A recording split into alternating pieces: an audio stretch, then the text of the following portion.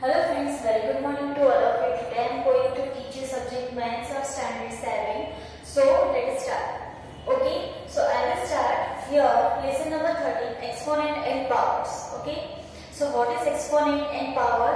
So for example, जैसे कि हम पढ़े हैं कि 2 raised to 4, 5 raised to 8, etc. जो भी हम ऐसे फिगर पढ़े हुए हैं, तो इसमें से जो नीचे की वैल्यू होती है उसको हम कहते हैं बेस. ठीक है, ये जो वैल्यू है उसको बोलते हैं बेस. एंड जो ऊपर की वैल्यू है उसको बोलते हैं एक्सपोनेंट. ठीक है, पावर भी हम उसको बोल सकते हैं, एक्सपोनेंट एंड पावर. तो पावर भी बोल सकते हैं, एक्सपोनेंट भी बोल सकते हैं. ठीक है, so also same here, this is base and this is exponent. Okay, so I will start your exercise 13.1.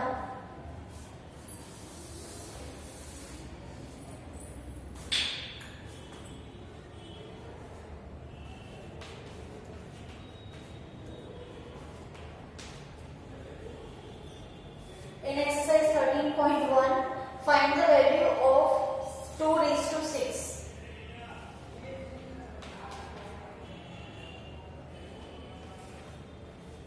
2 raised to 6.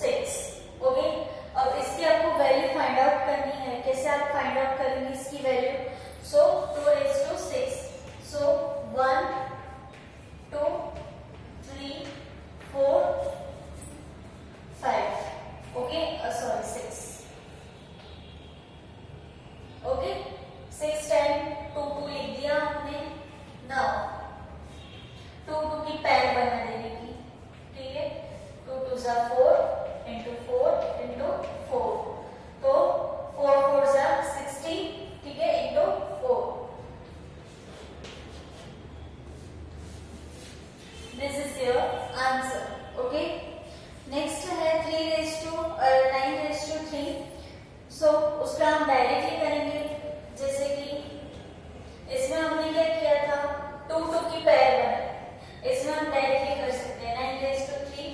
So 9 into 9 into 9. So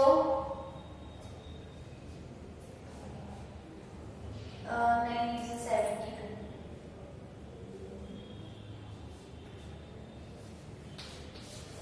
Okay, so this is our answer. So इस तरह से आपको values find करनी है. Then express the following in the exponential form. Exponential form मतलब कि जैसे आपको ऊपर ये फॉर्म दिया था उसमें हमने से उसको स्प्लिट किया, और आपको ये फॉर्म दिया उसमें से आपको एक्सपोनेंशियल फॉर्म बनाना है, मतलब कि ये फॉर्म बनाना है. तो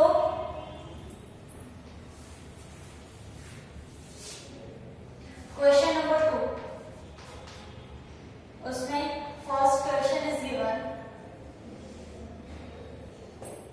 6 into 6 into 6 into 6. So 6 कितने टाइम है? 4 time. So 6 into 6 raised to 4. ये हुआ एक्सपोनेंशियल फॉर्म. ठीक है, नाउ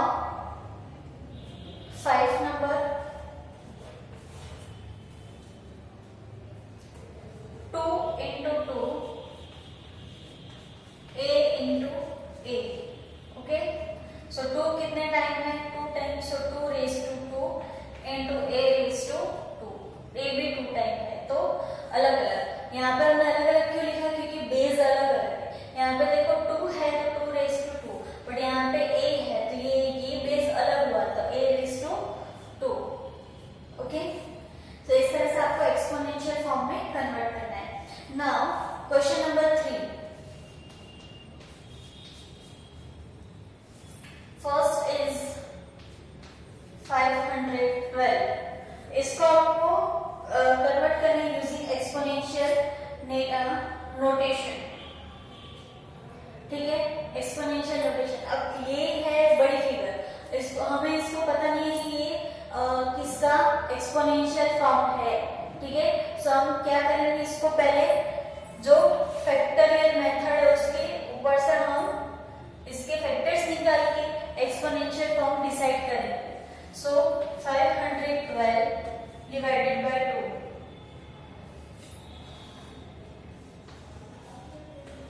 अगेन 2,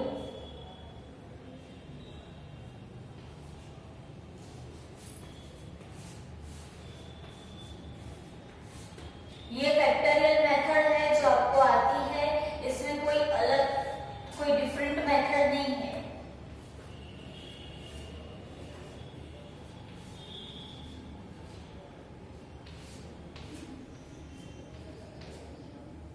नीचे लास्ट में आएगा 1, यहाँ पे स्पेस नहीं है इसलिए मैंने नहीं लिखा है। तो इसके कितने फैक्टर हुए? 1 2 3 4 5 6 7 8 9, सो 9 टाइम 2 हुए।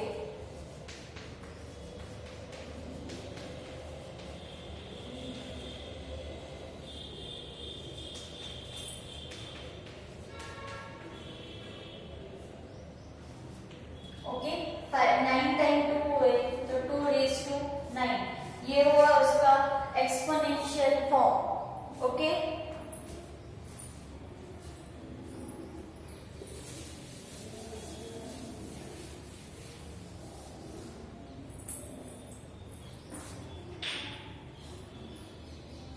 नाउ इसी तरह से आपको बाकी के जो नंबर्स दिए हुए हैं वो भी आपको इसी तरह से एक्सपोनेंशियल मतलब कि फैक्टर निकाल के फिर उसका एक्सपोनेंशियल फॉर्म करना है। Then identify the greater number wherever possible in each of following। इसमें अब क्वेश्चन नंबर 4 में आपको क्या करना है, आपको दो नंबर्स दिए, दो एक्सपोनेंट फॉर्म वाले नंबर्स दिए, आपको उसमें से आइडेंटिफाई करने की विच इज ग्रेटर। इसमें आपको कोई कैलकुलेशन नहीं है, कोई एक्स्ट्रा मेथड नहीं है, ये आप डायरेक्टली आइडेंटिफाई कर सकते हो। कैसे?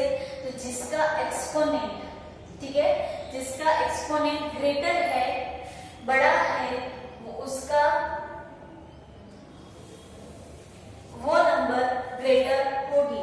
क्वेश्चन नंबर 4 में आपको दिया है फर्स्ट 4:3 और 3:4, ठीक है, 4:3 एंड 3:4। अब दोनों में से किसका एक्सपोनेंट ज्यादा है? तो ऑब्वियसली 3:4, तो 4 एक्सपोनेंट ज्यादा है, तो विच इज ग्रेटर? 3:4। इसमें कोई कैलकुलेशन नहीं है, कोई मेथड नहीं है। और हाँ, अगर आपको इसको क्रॉस चेक करना है कि आपका आंसर राइट है या नहीं, तो आप इसको रफ में इसका कैलकुलेशन कर सकते हो कि 4 × 4 × 4, उसका आंसर फाइंड करना है। देन 3 × 3 × 3 एंड उसका आंसर फाइंड करना है।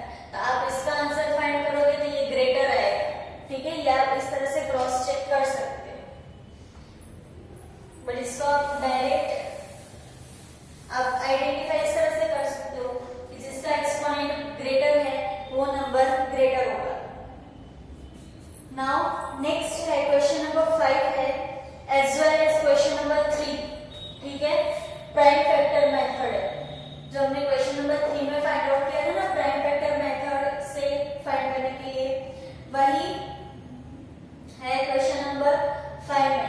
सपोज दैट कि अगर किसी के फैक्टर्स ऐसे निकलते हैं 2 × 2 × 2 × 4 × 3 × 4 × 3, ऐसे वन टाइप ऑफ ऐसे फैक्टर सपोज दैट कि निकलते हैं, तो आपको क्या करना है? 2:3, 4 कितने टाइम है? 2 टाइम, 3 कितने टाइम है? 2 टाइम। इस तरह से आपको आंसर लिखना है, ठीक है।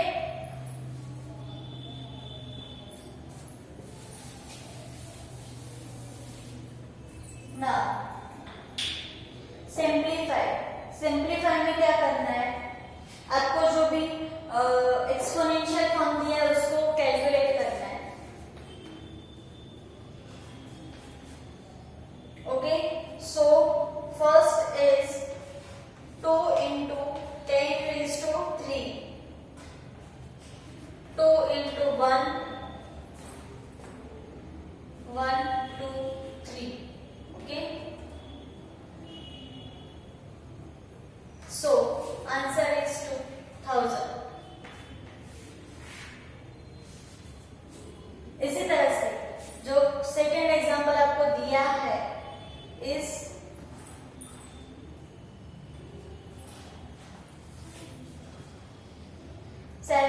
Raise to 2 into 2 raise to 2।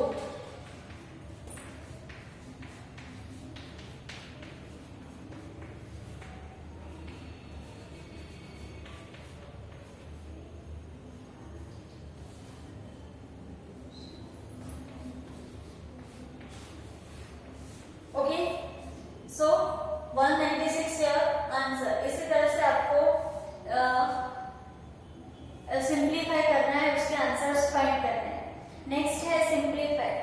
अब आपको माइनस वाली फिगर्स दी हुई है, सो माइनस वाली फिगर में कोई एक्स्ट्रा कोई कैलकुलेशन है नहीं, उसमें आपको सेम मेथड ही है।